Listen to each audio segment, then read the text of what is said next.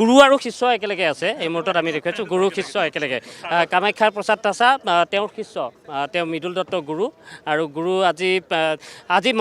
শপত গ্ৰহণ ইতিমধ্যে তেওঁ কৈছে যে এইখন চৰকাৰৰ প্ৰতি প্ৰত্যাশা আছে ৰাইজৰ যথেষ্ট আশা আছে এগৰাকী ডাইনামিক মুখ্যমন্ত্ৰী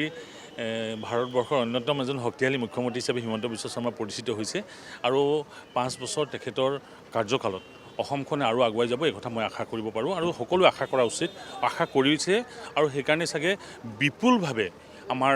সকলোকে জয়ী কৰাইছে আৰু দেখিছে জ্যেষ্ঠ নেতা মৃদুল দত্তৰ দৰে ব্যক্তিসকলকো এইবাৰ টিকেট দিয়া হৈছে তেনেকৈ জ্যেষ্ঠ কনিষ্ঠ সকলোৱে মিলি এটা সুন্দৰ এখন বিধানসভা আমি দেখিবলৈ পাম অদূৰ ভৱিষ্যতে ধন্যবাদ জনাইছোঁ 102খন আসন আপোনালোকে লাভ কৰিছে কি ভাবে এই আজি মন্ত্ৰীসভাৰ 12গৰাকীৰ শপত গ্ৰহণে টিম HBS কেনেধৰণে আগবাঢ়িব বুলি প্ৰথম কথা যে প্ৰায় পূৰ্ণ পৰ্যায়ৰ এখন আমাৰ মন্ত্ৰীসভা আজি গঠন হ'ব আৰু এই মন্ত্ৰীসভাই বহু আশাৰ বতৰা কঢ়িয়াই লৈ আহিছে আৰু যিসকল আমাৰ বিধায়কে মন্ত্ৰিত্ব পাইছে যে সকলোৱে ৰাইজৰ উন্নয়নৰ স্বাৰ্থত কাম কৰিব আৰু মোৰ এইটো আশা যে এই মন্ত্ৰীসভাৰ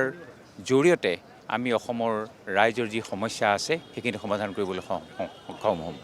ধন্যবাদ জনাইছোঁ এয়া ডক্টৰ মৃদুল দত্ত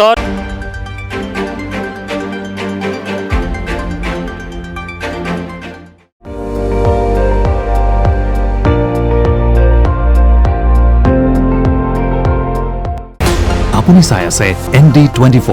সৰ্বশ্ৰেষ্ঠ নহয় সৰ্বোত্তমৰ দৌৰ